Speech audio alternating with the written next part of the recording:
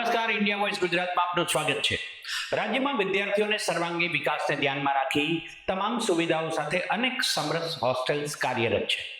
આ હોસ્ટેલમાં રાજ્યના વિવિધ ખૂણેથી આવતા વિદ્યાર્થીઓને રહેઠાણ, ભોજન, લાઇબ્રેરી, રમતગમત માટે મેદાન વગેરેની સુવિધાઓ નિઃશુલ્ક આપવામાં આવે છે। ગાંધીનગર સ્થિત સમરસ બોયઝ હોસ્ટેલમાં તમામ જાતિના ઉચ્ચ શિક્ષણ મેળવતા વિદ્યાર્થીઓએ એક છત નીચે રહી અભ્યાસ કરી રહ્યા છે। સમરસ છાત્રાલય ખાસ તરીકે અમે જોઈએ તો આ મુખ્ય ઉદ્દેશ એ છે કે તમામ જ્ઞાતિના લોકો વિદ્યાર્થીઓ રહે અને સામાજિક સમરસતા જળવાય, જાતિના ભેદભાવ ના રહે અને એક હોસ્ટેલ નીચે રહે।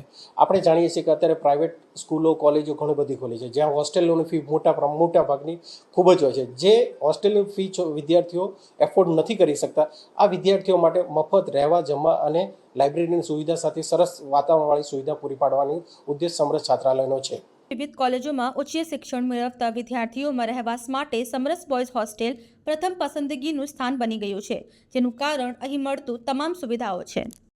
અને દરેક મેગા સિટીની અંદર અત્યારે ગ્રેજ્યુએશન અને પોસ્ટ ગ્રેજ્યુએશન કરવા માંગતા જે વિદ્યાર્થીઓ છે એમની પહેલી પસંદ એ સમરસ બોયઝ હોસ્ટેલ ને સમરસ ગર્લ્સ હોસ્ટેલ હોય છે। અહીં 4 શેરિંગ ને 2 શેરિંગ રૂમની વ્યવસ્થા કરવામાં આવી છે અને વિદ્યાર્થીઓને તકલીફ ના પડે, તેમને બહાર વાંચવા માટે ન જવું પડે તે માટે દરેક ફ્લોર પર અલગથી વિશાળ લાઇબ્રેરીની પણ વ્યવસ્થા કરેલ છે।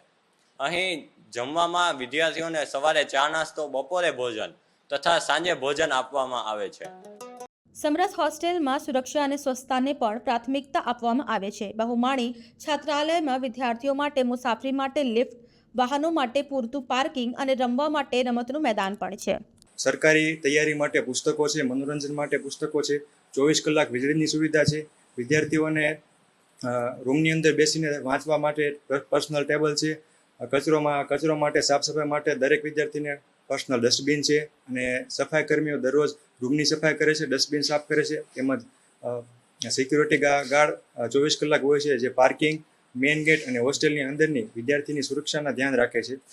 સરકારશ્રીને અમે આભારી છીએ કે વિદ્યાર્થીઓને સમરસ છાત્રાલય જેવી સુવિધા ઉત્પન્ન કરી આપી છે। મુખ્યમંત્રી શ્રી ભૂપેન્દ્ર પટેલના નેતૃત્વમાં ગુજરાત સરકારની આ પહેલથી દૂર દૂરના વિસ્તારોમાંથી અભ્યાસ માટે મહાનગરમાં આવતા વિદ્યાર્થીઓને ખૂબ ફાયદો થઈ રહ્યો છે। આમ રાજ્ય સરકારની આ યોજના વિદ્યાર્થીઓના સારા ભવિષ્યને ઘડવામાં મહત્વની સાબિત થઈ રહી છે।